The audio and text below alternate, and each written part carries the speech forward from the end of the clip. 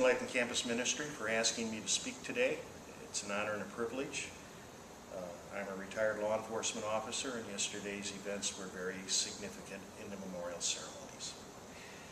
You know, I gave some thought about being asked to speak on September 12th, realizing that probably on September 11th, from the moment we woke up in the morning until we went to bed, or even Saturday night if you watched any sporting events, 9/11 was in the forefront.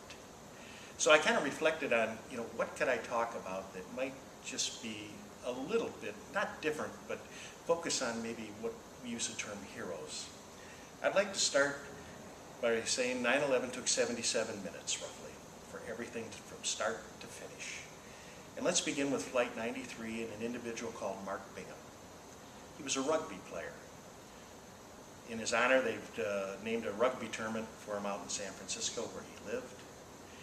He was on the plane when he received a phone call from his mother stating that planes had been hijacked.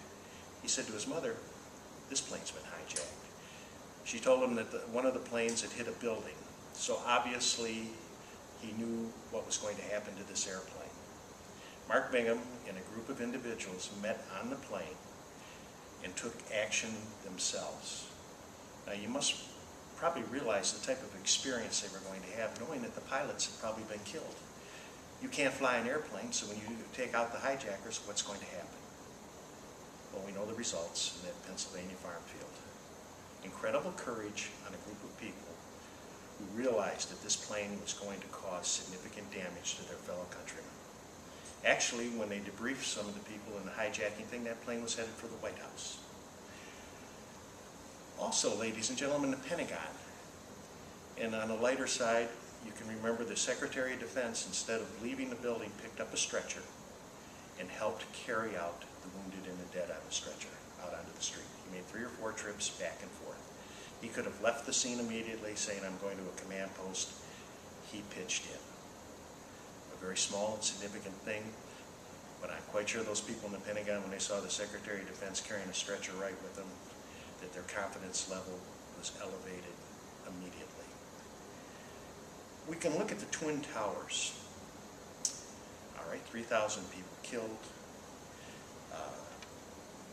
364 firemen, 60 policemen killed. And there's an interesting story there. It is Josephine Harris. Josephine Harris, as the buildings were damaged, began an exit down the steps. She was on the 20th floor. A group of firemen were coming along and found her walking very slowly. 2 weeks before, she had had significant surgery and was on disability, working for the Port Authority in the building. This group of firemen stayed with her, helped her down the steps, and when I got to the 4th floor, she said, "I can't go any further due to my injuries. Go on. See, you guys have helped me enough." They said, "No, we're not leaving you at all." The building collapsed due to some miracle beyond explanation. When it imploded and the noise finally stopped, they realized that they were still alive, buried under tons of debris, but they had space to move. As one of the firemen said, when he finally saw a glint of light coming through, he thought he was on his way to heaven. He thought he died.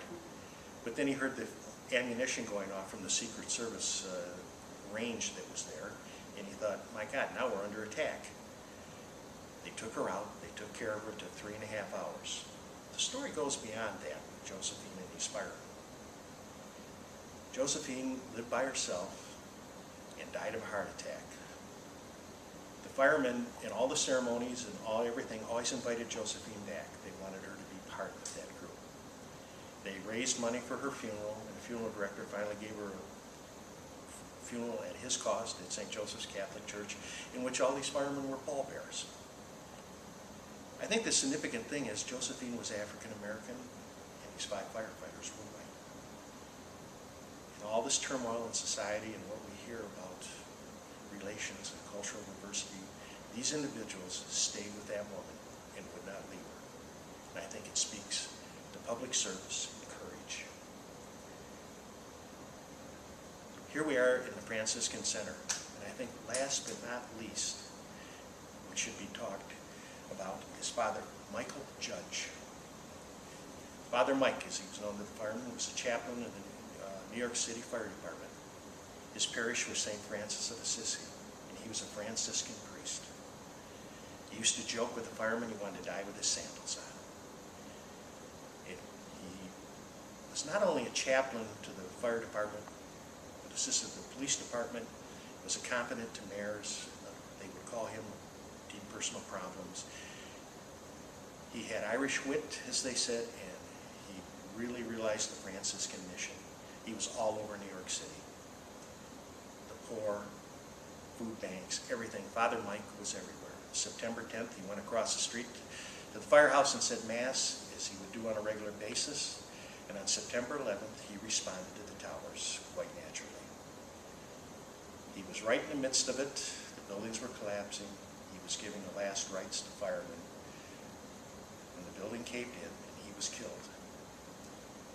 In the debris and the dust, firemen tripped over him by accident. They said, it's Father Mike. They picked him up, they carried him out of the building across the street to St. Peter's Church and placed his body on the altar. The photographs are time-consuming in magazines wherever you've seen them, or on TV or whatever. Father Mike was first 00001, first recorded death in 9/11. Quite naturally, most of New York City attended his funeral, including Mayor Giuliani. And there is also, when we talk about the towers, the 1,000 people who perished and no remains were ever found in their families. Nothing. And it's hard to explain when you go through the rubble that 1,000 people completely disappeared in the collapse. Their families have shown great courage.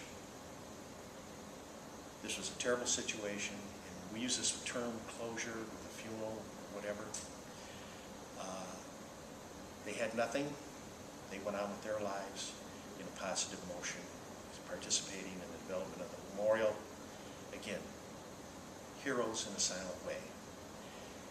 And I think when we talk about Father Mike and we sit here at Madonna University with its Franciscan values, that these values, when you leave here as a student, I often say you're going to have the ethics and moral fiber that have been nurtured at this fine university. And yes, when you have these moral fiber and you have ethics and you have values that have been taught at this university, you can handle diversity, you can handle disparity, you can handle a variety of items and deal with them and become less sick or panicking. And I think as we talk about this, when you leave this university, you will be able to look around at everyone, either in employment or if you continue your education, and realize that we are all Americans. Thank you very much, and God bless America. Thank you.